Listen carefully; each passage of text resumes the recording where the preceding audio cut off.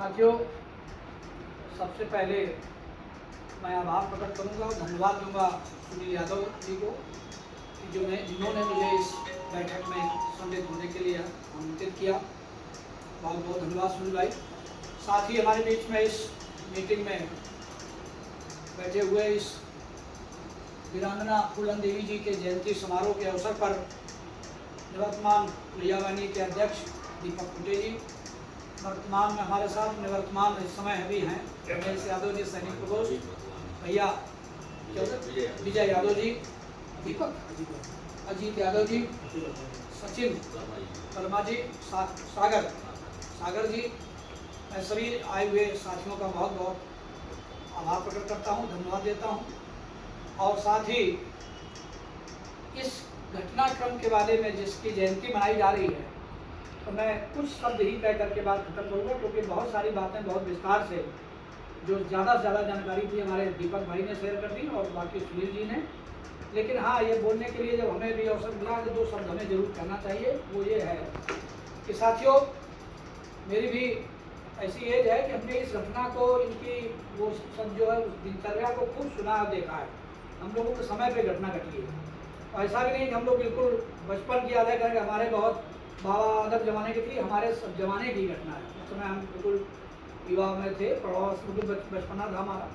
और ये इनका एक जीवन बहुत सामान्य जी, जैसा अभी सभी ने बताया, सामान्य परिवार में जीवन जन्म हुआ, सामान्य परिवार में शादी हुई, वहाँ तक तो जिंदगी की बिल्कुल सही थी। इसके बाद चूँकि बहुत बार निर्णय स्वयं नहीं, ईश्वर की वजह से भी कुछ ऐसी प्रक्रिया बन जाती है जिससे हो जाते हैं।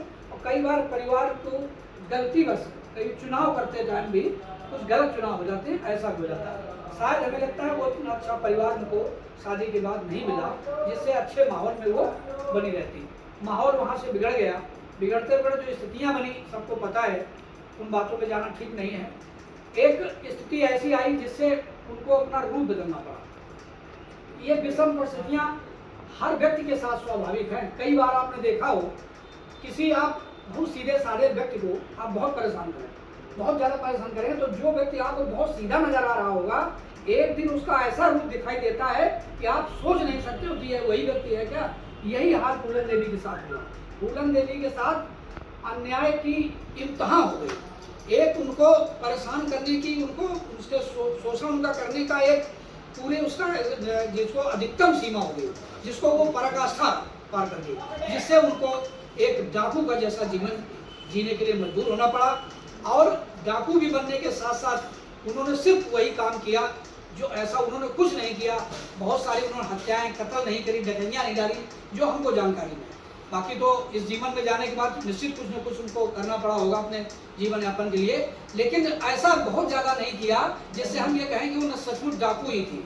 उनका प्रतिशोध की जो ज्वाला भड़क गई थी, उसका उन्होंने प्रतिफल रूप देखने के लिए ये रूप धरा। और उसी में 21 लोगों को बेमाई हत्याकांड जो हुआ, जो पूरे चर्चा का विषय आज तक बना हुआ है। आज जो मुकदमा चल रहा है, ट्रायल में चल रहा है, अभी भी फाइनल स्टेज में वो नहीं हुआ पूरी तरह से।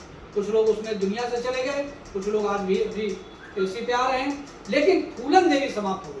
फूलन देवी का केवल भारतवर्ष में ही नहीं, पूरे विश्व में नाम हो गया, पूरे विश्व में पहचाने जाने लगी। ये एक बड़ी बात है। देखिए, कर्म से आदमी अपने प्रभाव से, अपने व्यवहार से कहां से कहां पहुंच जाए। आपको, हमको, हमारे शहर के तमाम लोगों को अमेरिका के लोग नहीं जानते, लेकिन फूलन देवी को अमेरिका के लोग भी जानते, रूस भी जानता, चीन भी जानता, जापान भी जाना कि कोई फूलन देवी कोई सांसद थी, क्योंकि कर्म से सांसद हमारे राष्ट्रीय नेता आदरणीय परम श्रद्धेय स्वर्गीय हमारे नहीं हमारे बीच में मुलायम सिंह जी ने उनको सम्मान दिया। और ये हमें लगता है कोई बुरा काम नहीं था। लोग उसमें भी टिप्पणी किया था, लेकिन सम्मान देना बहुत जरूरी था। जिस आदमी के साथ इतना सारा अपमान झेलना पड़ा, इतनी उसको बेइज्जती झेलनी पड़ी, इतना सारी तकलीफ झेलनी पड़ी, उसके बाद अगर सम्मान देने का काम नेताजी ने किया, मैं पुनः एक बार उनको भी बहुत बहुत नतमस्तक होकर नमन करके धन्यवाद देना चाहता हूँ।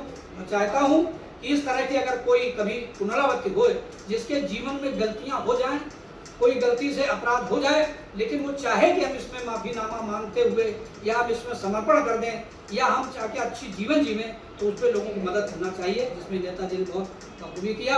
मैं समझता हूँ कि बहन वीरांगना फूलन देवी की जयंती के अवसर पर पुनः मैं श्रद्धा सुमन अर्पित करता हूँ और ईश्वर से प्रार्थना करूँगा कि वो जहाँ भी हैं वो स्वस्थ रहें और उनका आज भी नाम जिस तरह रोशन हो रहा है वो रोशन होता रहे।